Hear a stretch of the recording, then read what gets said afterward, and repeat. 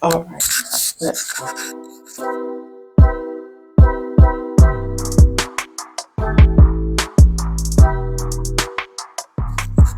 Hey, you guys, welcome back to my channel. If this is your first time here, welcome. So what I want to do is talk about what's going on in the TikTok streets. What are the girlies talking about in the hair business? So let's get into today's video. So what I'm going to do is look at the video, you guys, from my phone, and I'm going to show you guys the video right here so we can follow along. And then I'm going to give my professional opinion when it comes to being a salon owner and what I would do and what I wouldn't do when it comes to growing your business and also growing your clientele and being successful in this business. So with this video, it is talking about how our business owners are going back to the 9 to 5s, especially the ones in the beauty industry. And I want to give my opinion on this, you guys. And I want to talk about what you can do or how you can sustain your business and how I sustained in my business and kept it growing and also, kept the doors open on hard times because we just got to be honest. It's hard times when it comes to this business and we got to do what we got to do. So let's watch today's video. These entrepreneurs are going back to the workplaces because the economy is in trash. And the less money you make means the less money entrepreneurs make. That's the only reason. Okay? So all those other... I am so happy that you guys are going back. Get your ass back to work. Get your ass back to 9 to 5. I wanted to get my hair done when I was getting married, and I had to book a stylist. So we're gonna pause right here because I just being honest, when baby girl said get your ass back to work, that was hilarious. When you were so frustrated, man, I'm telling you, you do be feeling that way. Like, take your ass back to a 9 to 5. Because you're really getting on my nerves. You are really getting on my nerves. So let's continue. Online, right? Okay, that's one. But then I had to pay to book a stylist online.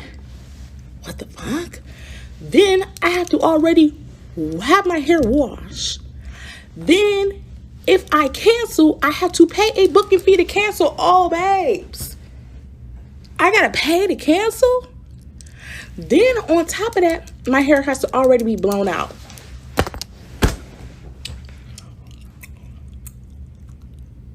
So I want to address these 5 things.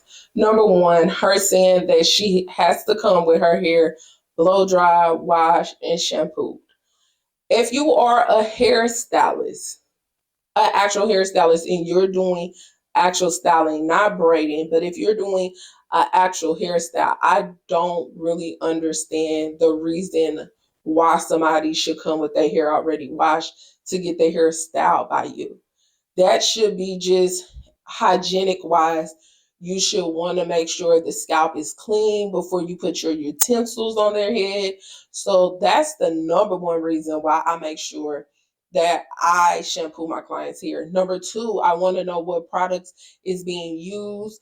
I don't want to take the risk of somebody using a shampoo or conditioner that may not do well with their scalp, and I know nothing about that shampoo and conditioner, and you used it, then you come get your hair styled by me and you want to blame me for maybe your scalp being inflamed or itching or anything like that. So that's another reason why it's important for me to wash your hair.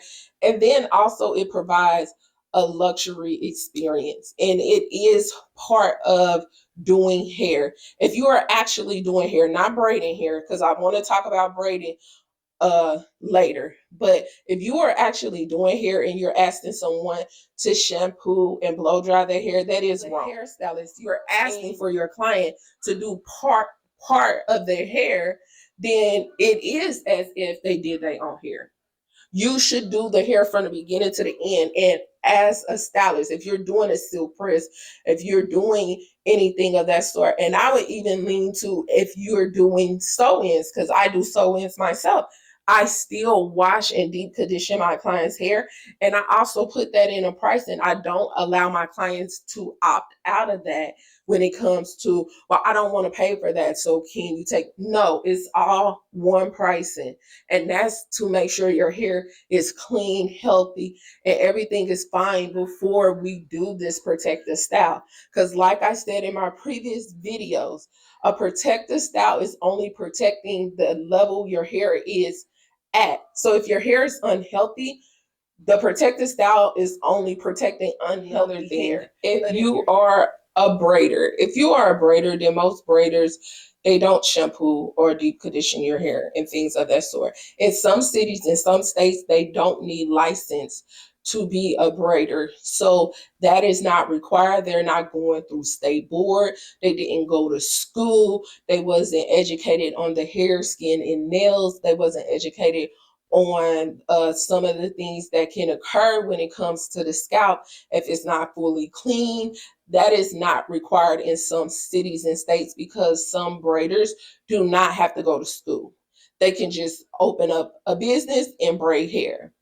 So if you are dealing with a braider and you are requiring this from your braider, sometimes that can be out the norm because most of them don't do that. Okay, now, so the second thing she said, where just to book you, I have to pay a upfront fee. I don't know what stylist does that.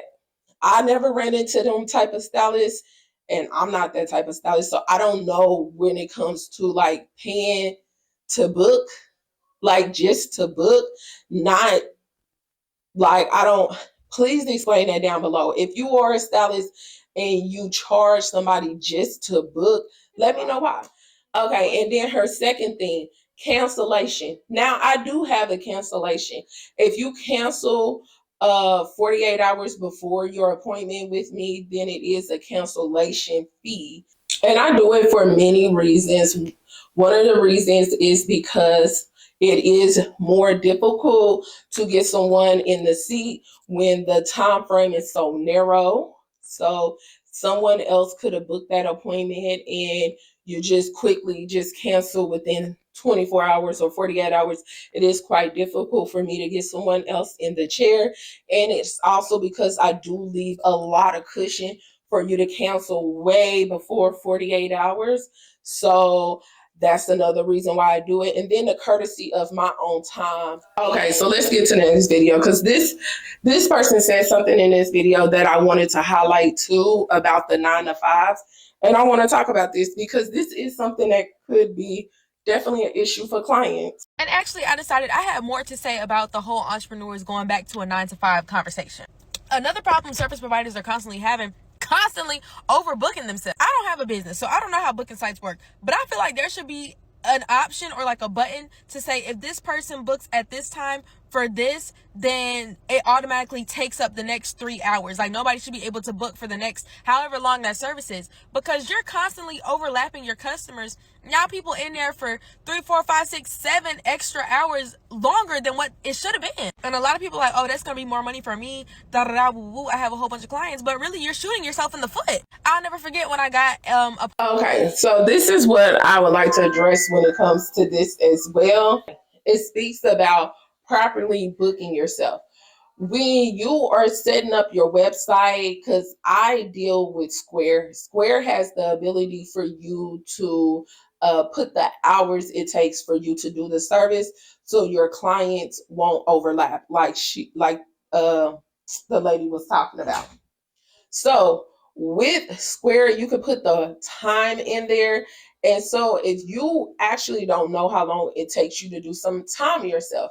When you are doing your sew-ins, time one of your sew-ins so you can have a time of how long it usually take you. And I say time it on a day that you are actually tired. So you can kind of get that time of how long it takes you when you are tired. So therefore, if you get done a little bit earlier, okay, you can take a little break, you can take a little breather before you go to your next client, or you can call your client and say, hey, you can come in early because I got done a little earlier. So if you want to come in at 2 instead of 2:30, then that time is still available.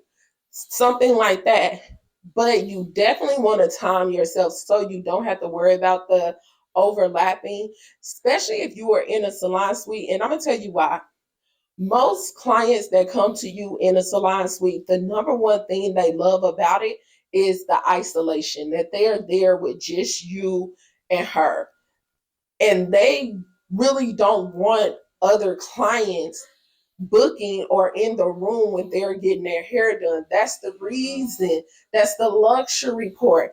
That's the best part about being in a salon suite, is that you can get your hair done and it's just you and your stylist in that intimate moment.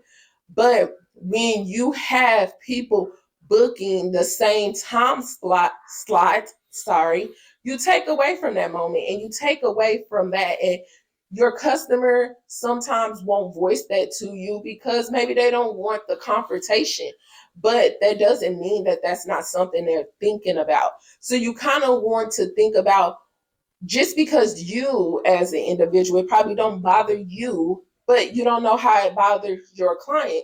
So it's best to um, tailor your business to accommodate more sensitive clients than people that don't care, right? Because if I don't care about something, you doing it or not doing it, it doesn't affect me. But if I do care about it, you doing it, it affects me. So when it comes to um, booking, you want to make sure you time yourself doing a service. So when you put that service on your website, you put the time it takes you to do it. So when people are booking, yes, they know how long it's going to take them. You don't have to worry about people overlapping. So I wanted to do this with my salon talk, where I go to TikTok and I hear what everybody is talking about, and I give my professional opinion as a hairstylist. And of course, y'all can leave comments down below. Let me know. Tell us down below some of the experience you experienced as a client and some of the things you wish in 2024 we definitely change and we can grow from. But let's be nice in the comments. Let's not get messy. So thank you guys so much for watching today's video. Remember to drink your water for healthy hair, skin, and nails. And I'll talk to you later next time. Bye. Okay, so before I end the video, I want to leave you guys with some tips that can help you when it comes to hard times or when you're not getting clients in your chair.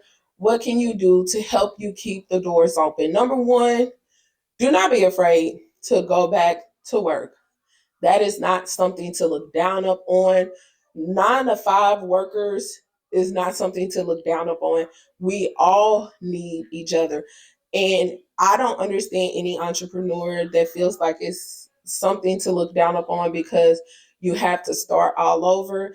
Again, as you guys know, if this is your first time watching my video, then please go check out the video where I speak about how I failed multiple times in starting my own salon business, but I continue to get back up, learn from my failures, and grow from them. So, number one, it's nothing wrong with you going back to work.